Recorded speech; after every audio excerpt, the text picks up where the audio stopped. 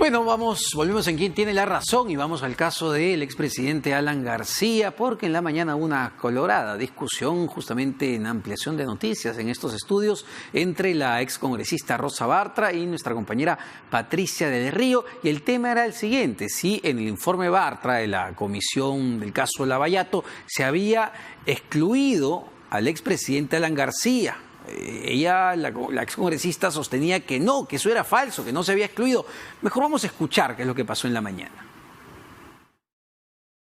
¿Por qué no se incluyó? Es que eso no es cierto. Permítame terminar la pregunta. Okay. En la lista de denunciados. Es que eso no es esta verdad. fue una comisión para proteger, cuidar a Alan García y a Keiko Fujimori. Pero vamos al caso específico de Alan García. Eso han ¿Por qué dice dicho, usted que no es cierto? Eso han dicho, usted ha defendido eso han esto, dicho, y yo lo he leído en entrevistas, eso han dicho no solamente en titulares. Correcto. Eso han dicho los más de 100 recomendados de investigación. Por cierto, no sé por qué tanto se jalan los pelos algunos que dicen incluyó a tantos y no incluyó a tal. Fíjense también en lo que hay. Pero lo que hay, Carlos, sí es la inclusión del señor Alan García para continuación de investigación. Yo no entiendo de dónde sale eso de lo excluyeron. ¿Sabe qué es lo que sí pasó?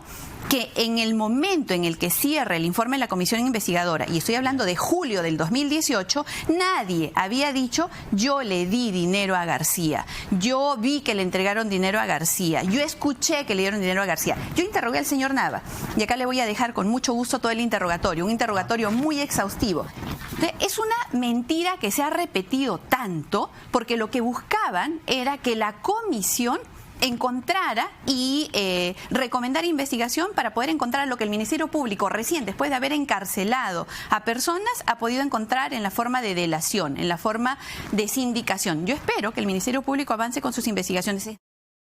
Bueno, en esa entrevista era en realidad en la plataforma de televisión con nuestro compañero Carlos Villarreal, que fue inmediatamente después de la entrevista que tuvo en la rotativa del aire con Patricia del Río y Ricardo Gómez, donde justamente se refiere exactamente a lo mismo, pero con más detalle, porque incluso la señora Bartra dice lo siguiente, lo leo textualmente: sobre el aspecto penal, conclusión 36, dice ella, de lo expuesto en el punto relacionado a las acciones coordinadas, responsabilidad sobre el señor Alan García, Enrique Cornejo, Luis Cuba Hidalgo, nunca se excluyó, se refiere al expresidente Alan García, nunca, esa ha sido una mentira que han repetido, sí se recomienda investigar, dijo ella, bastante acalorada a nuestra compañera Patricia del Río. Pero ahí está, justamente en pantalla, que es lo que dice exactamente el punto 36 del capítulo 3, que justamente hace referencia a las investigaciones al expresidente Alan García, y dice lo siguiente, dice: de lo expuesto en el punto relacionado a las acciones coordinadas entre funcionarios del Ministerio de Transportes y Comunicaciones, se ha determinado la existencia de indicios suficientes que permiten establecer que Enrique Cornejo Ramírez, Jorge Luis Cuba Hidalgo, Edwin Martín Luyo, Barrientos, Mariela Janet Huerta Minaya, Jessica Carola Tejada Guzmán y Miguel Ángel Navarro Portugal estarían inmersos en la presunta comisión del delito de asociación ilícita para delinquir, el mismo que a la fecha de los hechos se encontraba previsto en el artículo 317 del Código Penal. Y ahí me quedo porque lo importante es que la señora Rosa Bartra, durante la entrevista, incluye en su lectura de ese párrafo el nombre de Alan García, pero claramente el nombre del expresidente Alan García no está en ese párrafo. Entonces no sabemos qué es lo que leyó con exactitud la señora Rosa Bartra. Y hay un dato importantísimo que no hay que dejar pasar, que durante justamente el debate de este informe, la bancada de izquierda, si no mal no recuerdo, era el excongresista Morales del Frente Amplio, hace una cuestión previa pidiendo que en las recomendaciones se incluya investigar penalmente al expresidente Alan García y a la señora Keiko Fujimori. Esta cuestión previa fue votada y fue rechazada por la mayoría parlamentaria, y justamente la señora Rosa Bartra votó en contra de esta cuestión previa. Pero la excongresista ha usado su cuenta de Twitter para responder, porque hoy día evidentemente ha habido una sorpresa de todo el mundo ante la evidente falta a la verdad. Y dice lo siguiente: pretender desacreditar el informe aprobado por el Pleno del Congreso hace un año por la reciente declaración de un delincuente encarcelado que solo busca beneficios, denota desesperación de los involucrados en esta mega corrupción, en seguir ocultando la verdad. Es el quinto tuit de 5 tuits que lanza. Ahí está el cuarto. Así, se encontró responsabilidad política entre altos funcionarios, presidentes y ministros. Claro, ahí ya la corrección, ¿no? Responsabilidad política, que no es lo mismo que responsabilidad penal, responsabilidad política. Dice, y se recomendó a la Fiscalía Perú investigar a 123 personas entre naturales y jurídicas. Es falso que haya blindado a algún personaje, pero no se recomendó pues investigar penalmente al expresidente García. A ver, ahí está, ha sido, digamos, la controversia. Tenemos ya en estudios a Sergio Tejada, quien presidió la mega comisión justamente que investigó el segundo gobierno del expresidente Alan García. Sergio, muchas gracias por acompañarnos. ¿Cómo estás, Omar? Muy buenas noches, encantado. Y en principio, quería saber tu opinión respecto a esto, porque, no sé, nosotros lo tenemos clarísimo que me he quedado Alan. impresionadísimo, creo, como toda la gente que ha visto esto, ¿no? Yo recuerdo que Rosa Bartra defendió en muchas entrevistas el hecho de no haber incluido a García Pérez, porque dijo que no había un testimonio, que no se conocían los datos que ahora se conocen. Bueno, nosotros investigamos muchos hechos. Odebrecht un poco de costado, porque todavía no estallaba el escándalo Lava Jato, pero sí le incluimos a García en una serie de responsabilidades, porque se había reunido 16 veces con Barata, porque había impulsado un patronato para la construcción del Cristo del Pacífico donde estaba Jorge Barata, porque había dado una conferencia con la Federación de Industriales de Sao Paulo. Digamos, podría seguir enumerando una cantidad de elementos. Es decir, ya desde la mega comisión habían ciertos indicios que mostraban la cercanía del expresidente Alan García con el señor Jorge Barata. Y yo te diría, el político de todos los involucrados, el que tenía más elementos, el que tenía más cercanía. Entonces, no puede decir ella que 5 años después, con todo lo que se empezó a conocer, no habían elementos suficientes. Y ella dice, no había ningún testimonio, no había nadie que dijera le di plata, como el señor Atala, como el señor Nava, que ahora le llama delincuente, pero en los otros casos tampoco. Salvo los del Comité Especial del Metro, donde se supo que habían coimas, en muchos casos de las personas mencionadas tampoco hay testimonios de funcionarios que digan que les habían dado dinero, ¿no? Bueno, entonces, claramente lo excluyeron. Y perdóname que haga un paréntesis ahí, pero digamos, las declaraciones de Jorge Barata sobre la entrega de coimas en la línea 1 del metro fueron hace ya algunos años. Si la memoria no me falla, esto fue en el 2017, fue en la declaración de Jorge Barata a principios del 2017, tanto así que se mete a la cárcel con prisión preventiva al señor Cuba, viceministro de Comunicaciones, entonces de Alan García. Es decir, a lo que voy, vamos, había indicios. Había cualquier cantidad de indicios. No digo para acusarlo, pero sí para investigar. Sí, igual la comisión no puede, digamos, acusar, pero sí puede recomendar que se investigue en el Ministerio Público, se puede identificar indicios de la comisión de delitos o infracciones constitucionales. Lo que se ve en el informe de Bartra es que en el texto se menciona a García y se dice que puede haber cometido infracciones porque estaba acelerado, porque quería inaugurar la obra antes de tiempo, porque tenía premura, ¿no? Como dándole una justificación, pero en la recomendación no está su nombre. Definitivamente no está, y como tú lo has recordado muy bien, hubo una cuestión previa para que se incluya a él y a Keiko Fujimori, y la congresista, junto con otros parlamentarios, se negó, ¿no es cierto? Entonces es increíble cómo ahora se quieren cambiar las versiones. Bueno, esto respondería en su momento, desde tu análisis, ¿a qué? O sea, ¿por qué Fuerza Popular tendría que comerse el pleito de Alan García? Porque el análisis, valgan verdades, es que Keiko Fujimori no fue gobierno, Keiko Fujimori no recibió sobornos, a Keiko Fujimori se le investiga por el tema de supuesto lavado de activos. Claro, los aportes y el lavado. Exacto, ¿por qué comerse el pleito? Yo creo que al fujimorismo le ha hecho muchísimo daño ese pacto, esa alianza estratégica, como le llamó Velázquez Esquén, con el APRA. El APRA eran 4 parlamentarios, después eran 5, el fujimorismo eran 70 y tantos, y sin embargo lo que hacía el APRA lo hacía el fujimorismo. Yo creo que los han llevado por un camino sumamente equivocado que les ha traído una serie de consecuencias.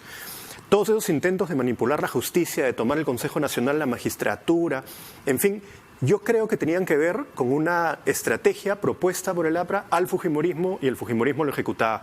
Y eso es en parte la razón por qué Keiko Fujimori está detenida, porque en todas estas movidas intentó obstruir la justicia, ¿no? Ahora, la señora Rosa Bartra lo que dice en varios de los tweets y también en las entrevistas que ha dado el día de hoy es que es el Ministerio Público el que se basa en su informe, en el informe Bartra, para digamos, acusar, investigar al expresidente Alan García. ¿Cuánto de asidero tiene esto? Para nada. Yo recuerdo durante la investigación que ellos solicitaban insistentemente a la Fiscalía que les dé la información que tenían. ellos no podían avanzar más que la Fiscalía, porque no tenían manera de establecer algunas diligencias con funcionarios de Odebrecht, ni de tramitar un acuerdo de colaboración eficaz como hizo la Fiscalía. Yo creo que la comisión parlamentaria, en general, en el Congreso, sirve cuando se trata de hechos que no han sido investigados, cuando son hechos nuevos, o que la Fiscalía por alguna razón no ha querido investigar. Pero si hay una investigación fiscal, el Congreso no puede hacer casi nada, salvo pedirle a la Fiscalía información y en cierta forma puede obstruir, obstaculizar investigaciones, ¿no? Y yo vi eso en la Comisión Lavajato. ¿Cuál es la utilidad en este momento, Sergio, del informe Bartra? Un informe de, si no me equivoco, más de 1.400 páginas, donde se recomienda investigación al expresidente Alejandro Toledo, al expresidente Humala, al expresidente Pedro Pablo Kuczynski y a cientos de personas. ¿Cuál es la utilidad real de ese informe en este momento? Bueno, yo imagino que será un insumo para la Fiscalía. Yo no creo que tenga elementos adicionales que en su momento no haya tenido ya la Fiscalía. De hecho, lo que apareció en un momento como una novedad, que fue los contratos vinculados a Pedro Pablo Kuczynski, era información que había salido también de la Fiscalía, ¿no? Se dice, yo no lo sé, probablemente filtrado por el propio Odebrecht. Pero en todo caso, no sé qué elementos totalmente nuevos podrían haber. Quizás las declaraciones, los interrogatorios pueden servir de insumo, pero es evidente que la Fiscalía tenía mucho más instrumentos y tenía mucho más voluntad de investigar. ¿Hay algún tipo, más allá de la responsabilidad política que tendrá que asumir la señora Rosa Bartra por el informe, hay algún tipo de responsabilidad sobre los vacíos que dejó este informe en el caso del expresidente Alan García a la luz de lo que se va conociendo? Mira, he visto gente que ha planteado una investigación por encubrimiento, pero en la Constitución el parlamentario no tiene responsabilidad por sus opiniones y votos, no tiene mandato imperativo, de manera que nadie le puede decir cómo hacer su trabajo ni cómo opinar. Entonces, digamos, quedará como un vacío, quedará como una responsabilidad política, pero no creo que se pueda ir más allá, ¿no? Sin embargo, ya en materia política y en materia electoral, ¿crees que, digamos, la población castigue de alguna manera esto? Porque en las encuestas de opinión lo que sale es que uno de los fastidios más grandes que tiene la población sobre el Congreso disuelto es la impunidad. Y ese blindaje. Totalmente, totalmente. Donde sí pueden responder los congresistas en un proceso es en el blindaje en los pedidos de levantamiento de inmunidad. Ahí sí puede haber un encubrimiento porque había un trámite que se estaba solicitando desde el Poder Judicial. El caso de Inostroza, el caso de Chávarri, el caso de parlamentarios que también fueron protegidos en su momento, incluso promoviendo la fuga de uno de ellos, ¿no? El congresista que ahora está prófugo, que fue elegido por Ayacucho. Donaire. Donaire, exactamente. A Donaire se le protegió. Y pasó tanto tiempo que organizó la manera de fugarse, ¿no? Hasta ahora no lo encuentra. Ahora, Sergio, volviendo al tema de Alan García y a la luz, digamos, de las declaraciones de Luis Nava, ¿te sorprendieron estas declaraciones? Me sorprendieron porque hay una tradición dentro del APRA de que nadie echa a García, ¿no es cierto? Mantilla, Facundo Chinguel, el mismo Nava, en el primer gobierno, hay que recordar que estuvo un año preso por un escándalo en Mutual Perú, ¿no es cierto? Nadie decía nada. Entonces, que de pronto hable Atala, a mí ya me sorprendió.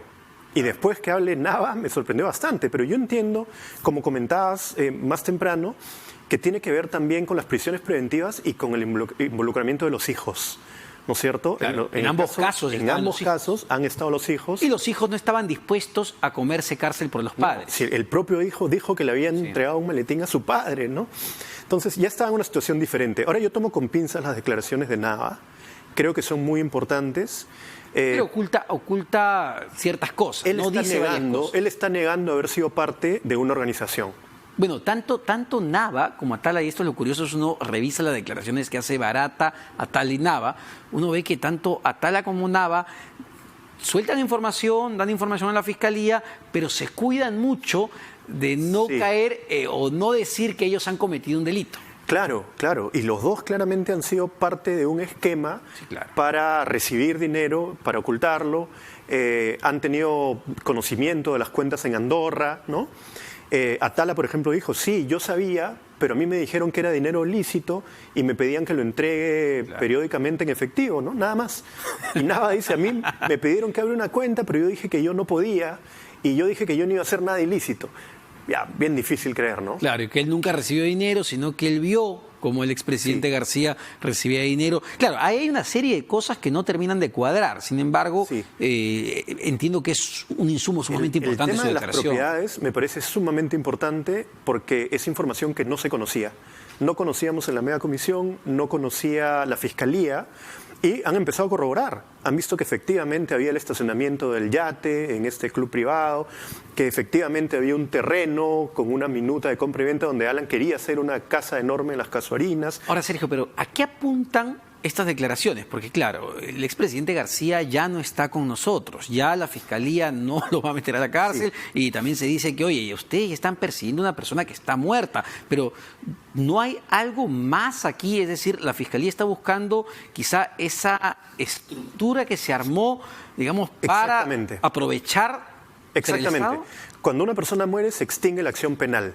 No puede ser acusado, no puede ser procesado, no puede ser sentenciado, evidentemente, pero si estás hablando de una presunta organización criminal, tienes que conocer el rol de cada uno de los integrantes. Si uno de ellos falleció, tienes que conocer igual qué rol jugaba, más aún si se presume que era el líder, ¿no? Entonces, la Fiscalía va a seguir preguntando sobre las relaciones con García para poder identificar claramente los papeles de todos. Bueno, y haciendo un poquito el paralelo con lo que ustedes descubrieron en la mega comisión y que le hizo mucho daño al expresidente García en la campaña electoral, ¿no? Los narcoindultos. Había una estructura. Es decir, una estructura clarísima y bueno, que podía alcanzar incluso responsabilidad política al expresidente García. En este caso, la estructura que se entabló, que se estableció en el Estado, ¿sigue presente, sigue vigente, que solamente cambian las cabezas pero se mantiene? ¿Crees eso? Yo espero que no. Sí es cierto que debe haber la mediana corrupción, ¿no? De funcionarios que tienen mucho tiempo y pasan de gobierno en gobierno. Pero aquí lo que identificamos en la mega comisión era el copamiento de puestos claves.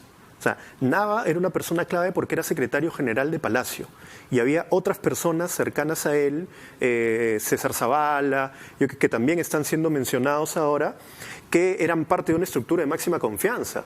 Claro, en los narcoindultos estaba Facundo Chinguel, de la máxima confianza de García, pero en otros casos puedes identificar otras personas. Jorge Cuba, de la máxima confianza de García, en el Ministerio de Comunicaciones para ver la obra de transportes, ¿no?